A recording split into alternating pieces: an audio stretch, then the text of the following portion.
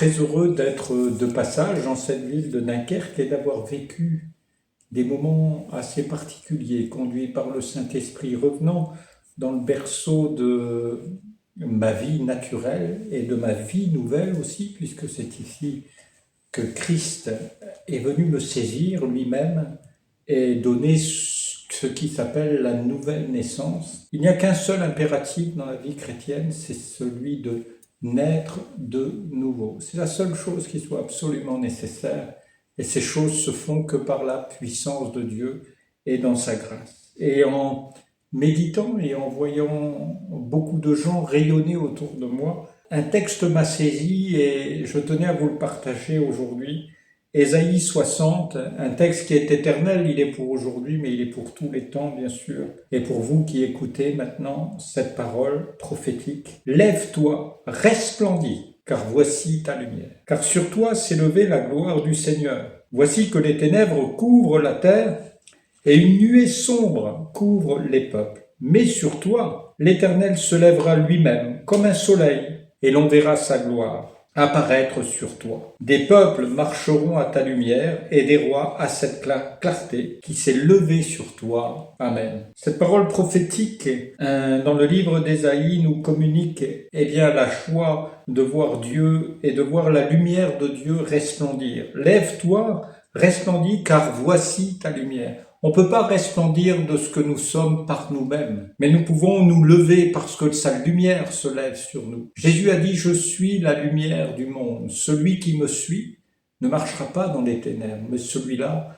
aura la lumière de la vie. » En effet, nous sommes passés de la mort à la vie par cette naissance nouvelle. Et cette naissance nouvelle nous donne de nous lever, non pas de nous mettre à marcher, non pas de nous mettre à faire des efforts, mais simplement nous lever dans la lumière, nous lever dans sa présence, afin de rayonner non pas de notre connaissance, de nos savoirs, de nos calculs, de nos études, mais de rayonner de ce qu'il est lui.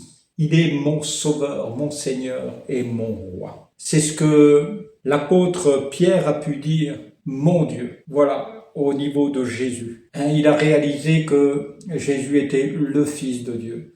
Et Jésus, demandant lui-même à ses disciples qui il était, de qui parlait-on? Quand on le voyait, il dira « Et pour vous, qui je suis ?» Et Pierre dira « Tu es le Fils de Dieu. » Et cette lumière qui a resplendi sur lui est la même lumière qui resplendit sur nous, qui nous permet de vivre véritablement cette vie de Pentecôte, où ce même Pierre qui avait quelque temps avant, 40 jours plus tôt, laissé Jésus, l'avait renié, avait pleuré des larmes amères. Ce même Pierre va confesser dans le livre des Actes des Apôtres, ce Jésus que vous avez crucifié, Dieu l'a ressuscité. Étant vivant pour toujours, il est celui qui éclaire tout homme qui se lève. Alléluia! Et c'est ce qu'il veut faire pour vous dans vos vies. Il y a des passages et il y a des moments, et Dieu ne s'y trompe pas, il dira « Les ténèbres couvrent la terre entière ». Et la Bible dit que le monde entier gît sous la puissance du malin. L'adversaire est là et nous croisons de plus en plus de gens ténébreux, dépressifs, découragés, démoralisés, qui n'ont plus d'espérance, qui ne croient plus, qui ne cherchent plus à découvrir même quoi que ce soit, qui se laissent aller, qui tombent dans l'alcool, dans la drogue, dans différents travers. Pourquoi? Parce qu'ils sont dans les ténèbres. Une nuée sombre couvre les peuples. Et il semble que dans ces temps, quelque chose de ténébreux recouvre toute la France particulièrement. Mais sur toi, il y a donc une exception. Sur toi, l'Éternel se lèvera lui-même. Nous ne pouvons pas faire confiance en nous-mêmes, en nos capacités de réaction, en notre humanisme. Nous ne pouvons pas nous faire confiance et faire confiance à de la politique, à de l'économie pour nous sauver. Mais nous pouvons faire confiance au Seigneur qui, lui, se lève. C'est le prophète qui a pu dire « Je sais que mon Rédempteur est vivant et qu'il se lèvera le dernier sur la terre des hommes. » Job a pu prophétiser ces paroles parce qu'il savait qu'au final, même si ses amis le condamnaient, même si ses amis le diminuaient, quelqu'un était en train de l'élever déjà. Et pour ce faire, il faut simplement se lever et accepter qu'il rayonne sur nous par le Saint-Esprit. L'on verra sa gloire apparaître sur toi. J'aimerais vous dire qu'il nous faut encore annoncer Jésus-Christ, qu'il nous faut encore annoncer la guérison divine, la délivrance. Nous avons eu la joie cette semaine de voir des gens délivrés, des gens guéris, parce qu'il ne change pas. Jésus est toujours le même. Ce qu'il a fait hier, il le fait aujourd'hui. Il est venu chercher et sauver ceux qui sont perdus. Il est venu rayonner dans toute sa gloire, afin que le monde sache qu'il est, lui, le Fils du Dieu vivant. On verra sa gloire apparaître sur toi. Laissez-vous, levez-vous, et laissez simplement rayonner la gloire de Jésus. Et le monde verra le reflet que vous avez. Exactement comme la lune n'a aucune lumière en elle-même, mais quand le soleil passe sur elle, alors vous pouvez voir la lune en pleine nuit. Elle ne rayonne pas de sa propre lumière, mais elle rayonne de la lumière du soleil. De même, nous ne pouvons pas rayonner de nous-mêmes, de nos connaissances, de notre savoir. À chaque fois que ces choses-là paraissent, ça s'appelle de l'orgueil.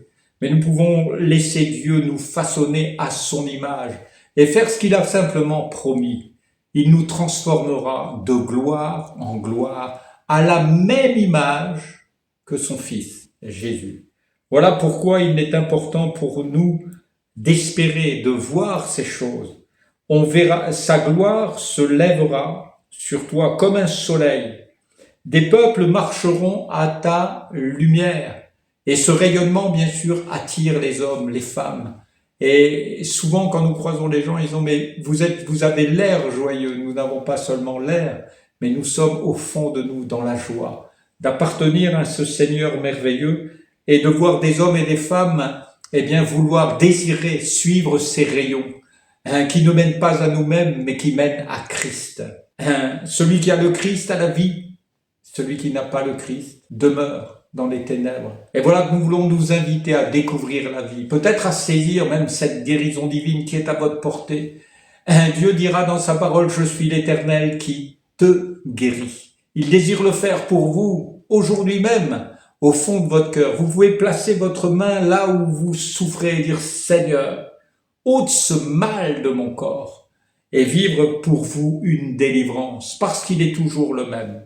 Que son nom soit glorifié. Des peuples marcheront à ta lumière et des rois à cette clarté qui s'est levée sur toi.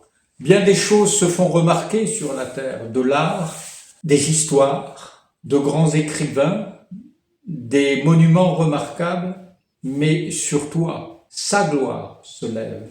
Et c'est une grande différence parce qu'au lieu de regarder les chefs-d'œuvre qui nous entourent, vous pouvez admirer la gloire de Dieu dans les yeux de ceux et de celles qui partagent l'Évangile. Soyez bénis dans le beau nom de Jésus et que sa grâce demeure sur vous.